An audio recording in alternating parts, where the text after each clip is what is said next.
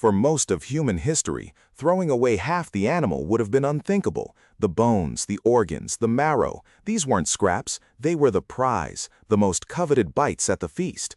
And here's the wild part. Modern butchers and Michelin-starred chefs are saying the same thing all over again. Welcome back to the Meatz. Today we're going deep, literally nose to tail, into one of the oldest and most powerful eating philosophies in the world. By the end of this video, you'll know exactly which cuts you've been overlooking, why they make you a dramatically better cook, and the one technique that professional kitchens use with scraps that most home cooks throw straight in the bin. Stay with me, because the payoff on that last one is going to change how you shop forever. Let's start with a question worth sitting with. When did the breast become the best? Think about it. Skinless, boneless chicken breast is the best-selling cut in most Western supermarkets. Lean, uniform, easy to cook. But ask any serious chef, any butcher who's worked whole animals, and they'll tell you the same thing. The breast is the most boring muscle on the bird. The thighs have the fat, the carcass has the gelatin, the liver has the iron and the funk and the depth. The breast? It's a blank canvas that takes real work to make interesting. This wasn't always how we ate. For the overwhelming majority of human history, we're talking tens of thousands of years, whole animal eating wasn't a philosophy, it was survival. You hunted, you slaughtered, you used everything. The organs were eaten first because they spoiled first. The bones were cracked for marrow because that fat was dense, calorie-rich fuel. The fat was rendered and stored. The skin was crisped. Nothing was wasted because nothing could be.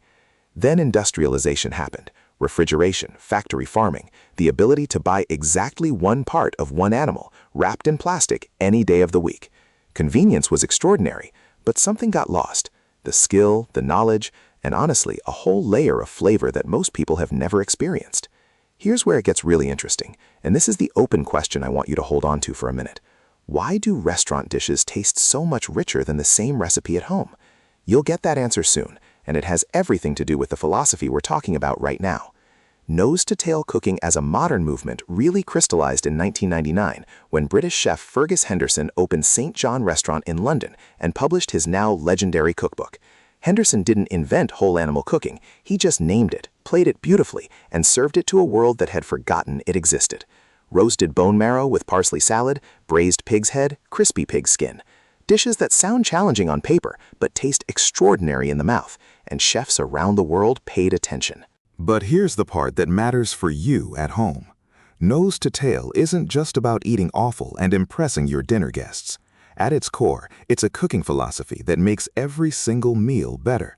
And it starts with three things most people ignore: bones, fat, collagen. Let's talk bones first. When you roast a chicken and throw the carcass away, you are throwing away the single most flavor-dense ingredient in your entire kitchen. That carcass, roasted, then simmered low and slow for 4 to 6 hours with aromatics, produces a stock so gelatinous, so rich, so deeply savory that it makes every sauce, every braise, every risotto you make taste like it came from a professional kitchen. This is the answer to that question I asked earlier. Restaurant food tastes richer because restaurants never throw bones away, never. They simmer carcasses overnight. They reduce stocks down until they coat the back of a spoon like velvet. That's the secret. Not a special ingredient, just the parts you've been discarding. Now fat, and this is where home cooks really leave money on the table. Beef tallow, duck fat, chicken schmaltz.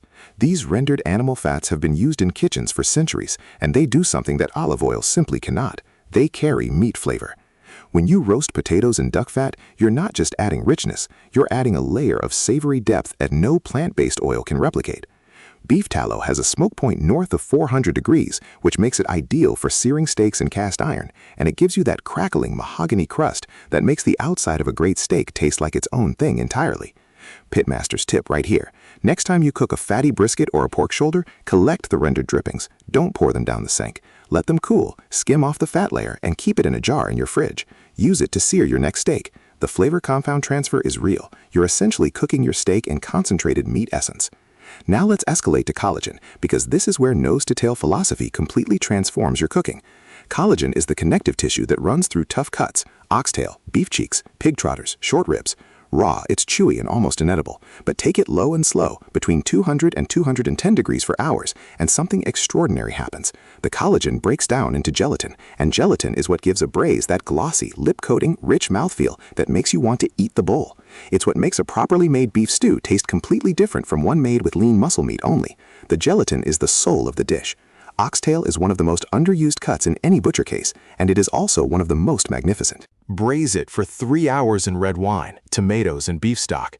Stock you made from those bones you're no longer throwing away. And what you get is fall off the bone, richly marbled, deeply beefy meat, surrounded by a sauce so thick and silky it barely needs thickening. This is fine dining at home for a fraction of the price of a ribeye. Which brings up one more thing worth knowing. Nose-to-tail cuts are almost always the cheapest cuts at the butcher. Beef cheeks, chicken livers, pork belly, oxtail, marrow bones, these cost a fraction of the premium muscle cuts. But in skilled hands, or even in patient home-cook hands, they outperform those premium cuts in depth, in complexity, in satisfaction. The only ingredient they require that ribeyes don't is time. And here's the cultural dimension worth appreciating.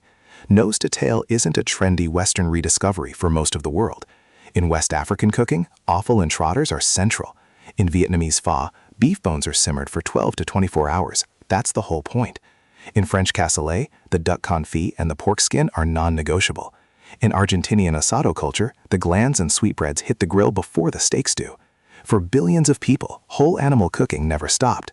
It just got overlooked by a particular corner of the food world that now seems to be finding its way back. So here's your challenge coming out of this video. Next time you're at the butcher, ask for one cut you've never cooked before. Marrow bones, beef cheeks, chicken livers, oxtail. Ask the butcher how they'd cook it. A good butcher will light up because they've been waiting for that question. And when you get it home, give it time, low heat, patience, and don't you dare throw those bones away. The most prized bites at the table were never the center-cut fillet. They were the parts cooked by people who knew every inch of the animal and respected all of it. Drop your favorite underrated cut in the comments right now. I want to know what you've been cooking that most people sleep on. If this video opened up a new corner of the kitchen for you, hit subscribe and come back for the next one, because we're going deep on beef cheek bourguignon, and it might be the best thing we've ever made on this channel.